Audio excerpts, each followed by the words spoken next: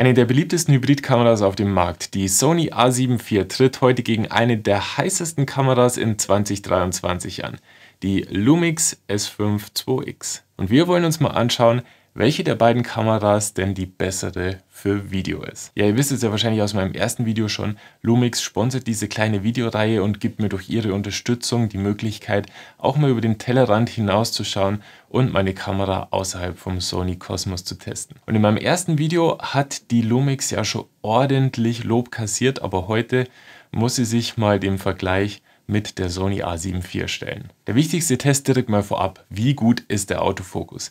Und da habe ich jetzt mal einigen Aufwand betrieben, um diesen Vergleich halt möglichst fair machen zu können.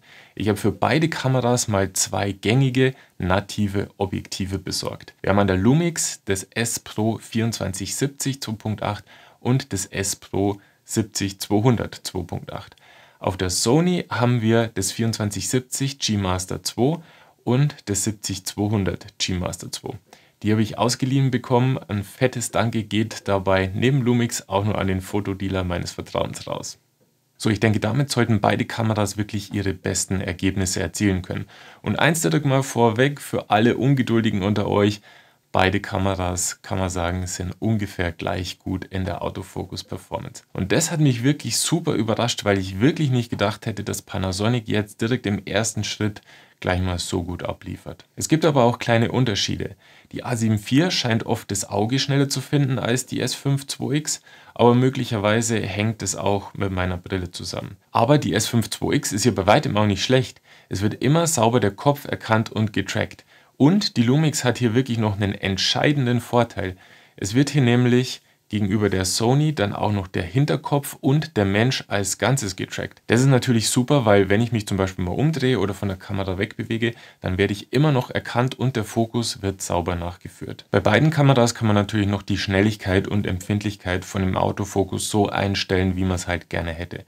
Beide Kameras können auch das Gesicht und das Auge erkennen und darauf fokussieren und haben auch noch eine Erkennung von Tieren. Okay, bis hierher alles tipptopp, aber irgendwo muss ich doch noch was finden. Wie wäre es mit Autofokus bei Lowlight? Da liegt doch sicherlich die Schwäche von der Lumix, oder? Also beide Kameras geschnappt und gezielt 2 Stops unterbelichtet. Wieso 2 Stops? Na, weil die Sony nicht mehr als -2 Stops anzeigen kann. Und auch hier macht die S5 IIX einen wirklich soliden Job. Ich habe natürlich noch viel weiter getestet mit unterschiedlichen Objektiven, Brennweiten, Firmware-Ständen, mit unterschiedlichen Blenden, also möglichst lange Brennweite, möglichst offenblendig, um eine ganz kleine Schärfeebene zu haben. Und die S5 IIX macht immer einen super Job. Teilweise sogar ein bisschen besser als die a7 IV, gerade wenn es um die Erkennung von Menschen geht, die ein bisschen weiter weg von der Kamera sind. Also hier kann man wirklich sagen, im Großen und Ganzen, bei den Sachen, die ich bisher getestet habe, habe ich keine großen Unterschiede gefunden und beide Kameras machen einen wirklich guten Job. Stabilisierung ist auch ein extrem wichtiges Thema, vor allem wenn man möglichst leicht unterwegs sein möchte und halt nicht immer einen riesigen Gimbal mitschleppen will. Und hier gibt es ein bisschen größere Unterschiede. Unterschiede, die in erster Linie mal Unterschiede sind, wo jetzt nicht das eine deutlich besser oder schlechter ist. Beide Kameras bieten eine normale Sensorstabilisierung, aber auch noch eine zusätzliche elektronische Stabilisierung on top. Hier wird also leicht ins Bild gecroppt. Die Lumix bietet aber noch eine weitere Stabilisierung, die eher so dieser Dynamic Active Stabilisierung von zum Beispiel einer Sony ZV-E1 entspricht.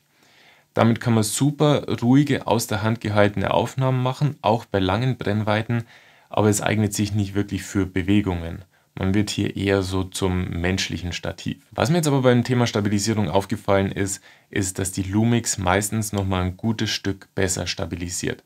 Wo bei der a7 IV scheinbar schneller die Grenzen dann erreicht sind und dadurch das Bild einfach schneller springt, ist die S5 IIX deutlich stabiler.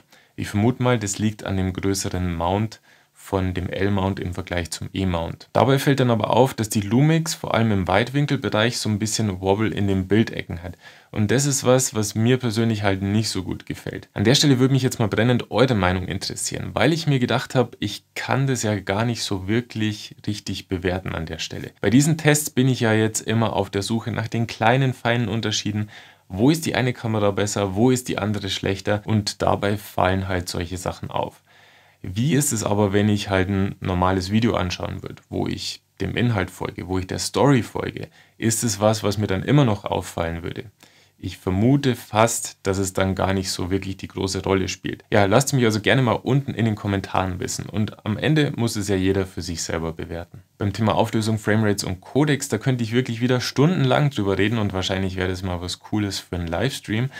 Aber ich versuche mich jetzt mal auf die wirklich wichtigsten Sachen, zumindest in meinem Workflow, zu konzentrieren. Beide Kameras haben 4K in 422 10-Bit und können in Long GOP oder All-Intra aufzeichnen. Beide haben auch 4K 60 mit einem APS-C-Crop und beide haben auch kein 4K 120. Aber an der Stelle ist es mit den Gemeinsamkeiten schon vorbei. Ab da an hat die Lumix ganz klar die Nase vorn. Wir haben nämlich noch 6K dabei, wir können OpenGate aufzeichnen in 3:2, wir haben ProRes intern in Full HD, wir können ProRes extern aufzeichnen auf eine SSD in bis zu 5,8K und außerdem haben wir noch die Möglichkeit, RAW-Video in einen geeigneten Recorder auszugeben. Hier haben wir die Möglichkeit, entweder in ProRes RAW oder in Blackmagic B-RAW aufzuzeichnen. Die Lumix kann hier also viel mehr, als ich typischerweise so brauche.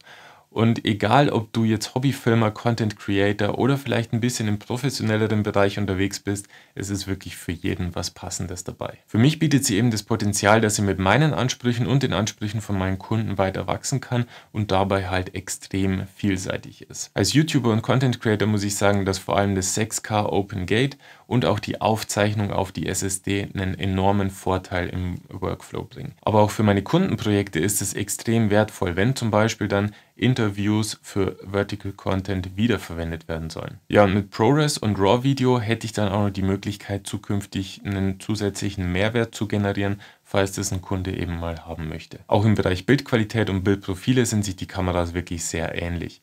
An meinen Sonys nutze ich ja zu 95% das S-Log 3, weil es halt einen sehr guten Dynamikumfang bietet und ich mit ein paar Klicks das in DaVinci Resolve und zum Color Space Transform Node ganz gut und passabel hinbekommen. Ähnlich ist es auch bei der Lumix mit dem V-Log Bildprofil. Das bietet auch einen sehr großen Dynamikumfang und lässt sich ebenfalls in Resolve sehr einfach korrigieren und hat auch angenehme Farben.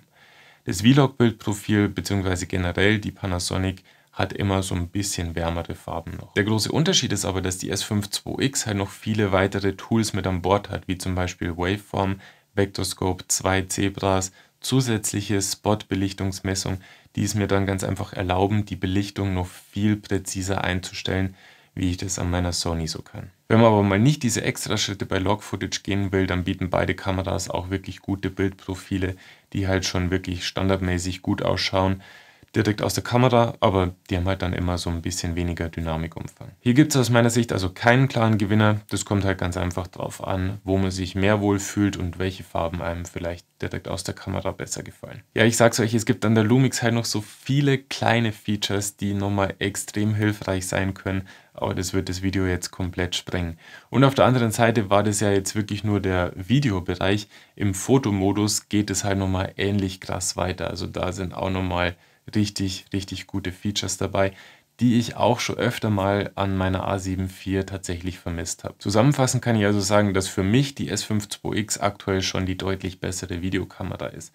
Und sie bietet mir halt aktuell alles das und mehr, was ich von meiner A7 IV kenne und bietet halt noch das Potenzial, ordentlich was oben drauf zu legen. Und mit ihrem integrierten Lüfter löst die S5 IIX halt ein ganz großes Thema für mich, nämlich das Thema Überhitzung. Ich habe zwar ehrlicherweise mit meinen Sonys nie große Probleme in dem Bereich gehabt, aber es schwebt halt immer wie so ein Damoklesschwert über einem. Und vor allem, wenn man bezahlte Videoprojekte für Kunden zum Beispiel hat, dann ist es schon eine sehr unangenehme Situation, immer darauf hoffen zu müssen, dass die Kamera halt das mitmacht, wenn es noch ein bisschen länger geht und noch ein bisschen länger geht. Der Fairness halber muss man aber auch sagen, dass die A7 IV jetzt schon ein ordentliches Stück länger auf dem Markt ist wie die S5 II.